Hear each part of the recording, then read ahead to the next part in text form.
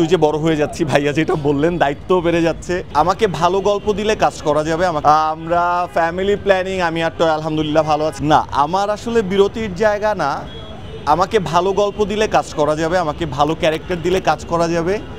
গতানুগতিক গল্প খুব বেসিক রোমান্টিক কমেডি এই কাজগুলো আমাকে টানে না কাঁধে ভার্সিটির ব্যাগ ঝুলিয়ে আর ভার্সিটি যেতে চাই না অনেক গিয়েছি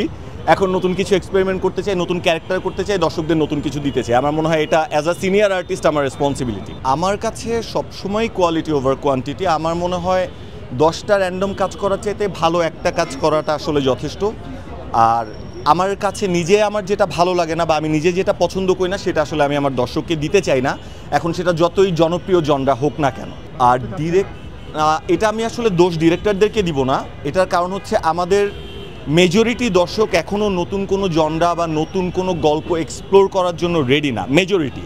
আবার ভিকি জাহেদ বা আপনি যদি খুব অফ জনরার কিছু কাজের কথা বলেন সেগুলোও কিন্তু দর্শক দেখছে ব্যাটে বলে হচ্ছে না আমার সাথে পদ্মা সেতু মেট্রো রেল এবং এলিভেটেড এক্সপ্রেসওয়ে নির্মাণের গর্বিত অংশীদার বসুন্ধরা সিমেন্ট হ্যাঁ আমি বুঝতে পেরেছি প্রপারলি মানে ওয়েব সিরিজ বা ওয়েব ফিল্ম যেন সিনেমা হলে চলে না যায় রাইট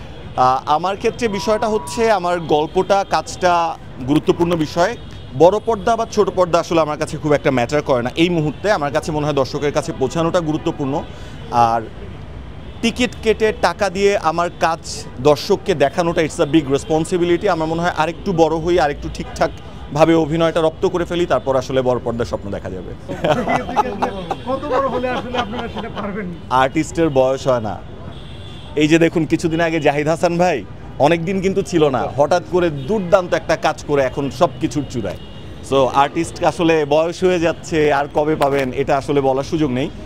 আমার মনে হয় প্রত্যেকটা আর্টিস্টেরই একটা গোল্ডেন পিরিয়ড যে একটা গোল্ডেন টাইম থাকে I am still waiting for that one আসলে কাজ তো হচ্ছে হয়তো কাজের পরিমাণ কিছু কম বা বেশি কিন্তু কাজ হচ্ছে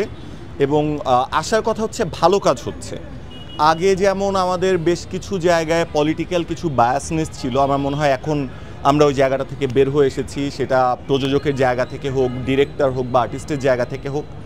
কাজের পরিবেশটা আসলে পলিটিক্যাল অ্যাটমসফিয়ারের চাইতে বা দেশের পরিস্থিতির চাইতে বেশি নির্ভর করে আমরা যারা কাজ করছি তাদের উপরে আমার ডিরেক্টর বলেন আমার প্রডিউসার বলেন আমার আর্টিস্ট বলেন আমার টেকনিক্যাল টিম বলেন তারা আসলে কাজের পরিবেশটা কেমন রাখছে এটার উপরে নির্ভর করে আমাদের কাজের পরিবেশ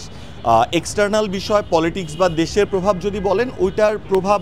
অনেক বেশি না অবশ্যই আছে কিন্তু সেটা অনেক বেশি না যে আমি আসলে ওইটার উপর কোনো স্টেটমেন্ট দিতে পারবো